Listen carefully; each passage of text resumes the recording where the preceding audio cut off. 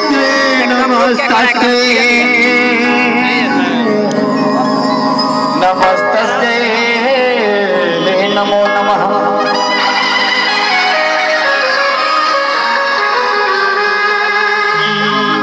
श्वेतायनुज समेत प्रभु हर नील जलज तन श्याम मम ही बसहु निरंतर सगुण रूप श्री राम। आई भी आज बड़ी खुशी के बाद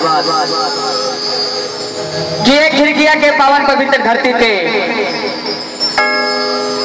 आज माता रानी के इतना सुंदर कार्यक्रम प्रस्तुत हो रहा बा। भोजपुरी के मालिक हमने के माता बहन बूढ़ बुजुर्ग श्रोता बंधु हमारे भैया जितना भी लोग बा सबके कोमल चरण में कोटि कोटि प्रणाम बा। और हम विजय दास रौरा सबके कोमल चरण के लइका आज रौरा सबके बीच में उपस्थित बने। दोनों प्रकार की गलती हुई हमेशा के भांति हमेशा रौरा सब क्षमा के लिए बने अजूर क्षमा करब। आइए एक बार हम सबसे निवेदन करें सबसे निहोरा कराओ कि माता रानी के जगराता में आज ऐसा जयकारा लगाओ के बाद की खिड़किया के जितना भी दर्द बा जितना भी पाप बा सारा दूर हो जाओ। सब लोग हाथ ऊपर उठाए भैया, सब लोग प्रेम से हाथ ऊपर उठाएंगे। सभी लोग उठा ली भैया, उठाएं है ना। पीछे जितना भी लोग बैठल बा सबसे निवेदन बा उचित स्थान लेके बैठ जाए। पूरा आनंद आई आज विजय दास रौरा सबके सामने अरदास लगा रहा बा। रौरा सबके सामने उपस्थित बा और बेटा और लड़का और भाई हाथ ऊपर उठा के बैठ जाए। माता जी बैठ जाए, आके बैठ जाए पूरा जगह बा। बोल दी आनंद कंद भगवान की, बोल दी गणेश जी महाराज की, बोल खिड़किया वाली मैया की। एक बार और सब लोग जयकारा लगाई गणेश जी महाराज की, बोली गणेश जी महाराज की। और आइए भारतीय संस्कृति मर्यादा के अनुसार किसी भी शुभ काम को करने से पहले भगवान की पूजन अर्चन जरूरी होता है। इसलिए भगवान का पूजन हुआ, भगवान की आरती, माता जी की आरती, सभी लोग आरती में भाग लिए। और भारतीय संस्कृति मर्यादा के अनुसार किसी भी शुभ काम को करने से पहले गणेश जी महाराज की पूजन स्तुति होता है। बाबा को बुलाएंगे दरबार में और भक्त कहने बाबा से कैसे गौरा से नेह लगा के, गौरा से नेह लगा के गणपति का पूजन लगा के गणपति का पूजन करते हैं। तेरी नींद गई मेरा चैन गया, मेरी नींद गई मेरा चैन गया और चैन हो सोते हैं। पूरा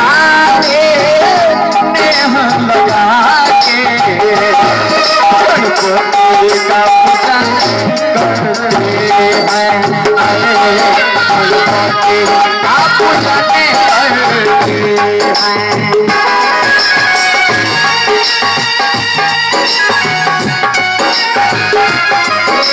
ताली बजाते हुए बाबा को बुलाना है। ताली बजा के, ताली बजा के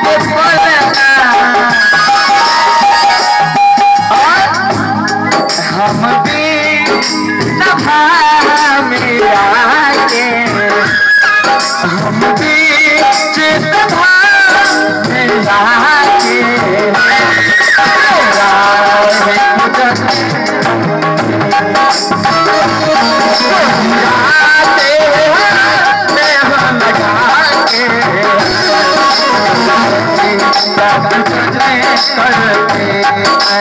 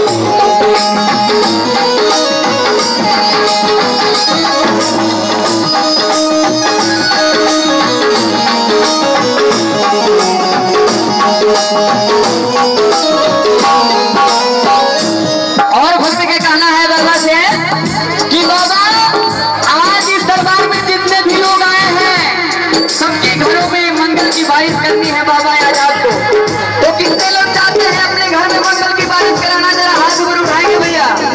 जो लोग चाहते हैं हमारे घर में मंगल का बारिश हो वही लोग हाथ ऊपर उठाएंगे, और जो नहीं चाहते वो नहीं उठाएंगे भैया। माता जी उठा ली, हाथ ऊपर उठा ली भैया। पीछे के जितना भी लोग बस सब लोग बोल गणेश जी महाराज की। और करना है क्या? सब दे है वो है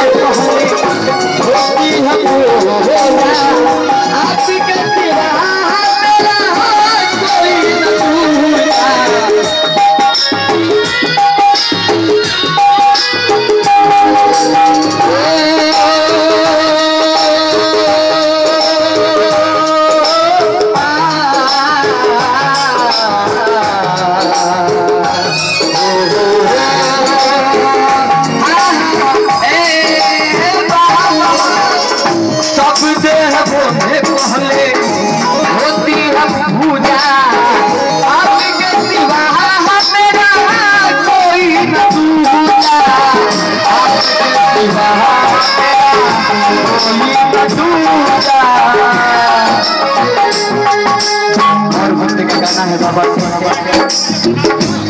हम बीच सभा में आके, हम बीच सभा में आके तेरा ही भजन करते हैं।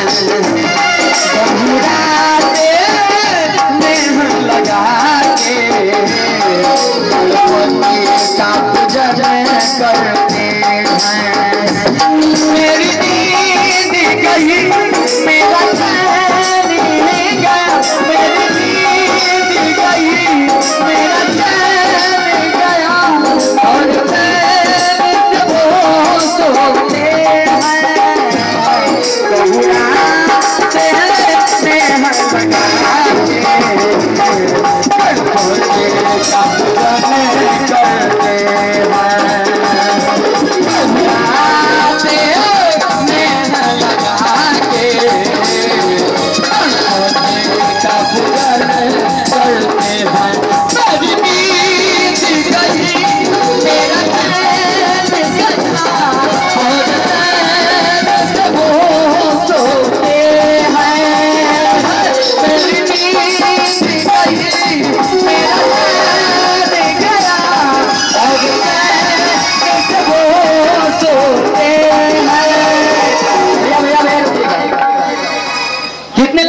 बाबा को इस दरबार में आना है, जरा सभी लोग हाथ ऊपर उठाएंगे प्रेम से।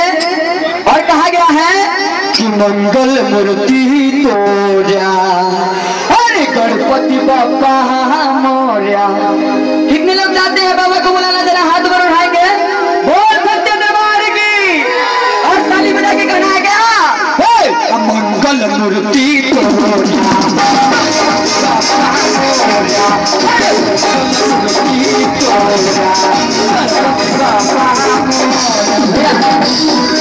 भैया है मैं के रोज तुमने की चाहत का। हाँ जी, पीछे देखना भी लोग बैठल बा रउरे सब का चाहत नहीं रउरे सब का सुने नहीं हम बुझत नहीं और रउरे सबके फरमाइश सभी पूरा होई सब लोग हाथ में उठाए बोल सच्चे दरबार की और सभी लोग जरा अपने मुख से बोलेंगे हरे मंगल मूर्ति तोरा हरे गणपति बाबा मोरा हाथ में उठाएंगे सभी लोग प्रेम से बोल भी गणेश जी महाराज की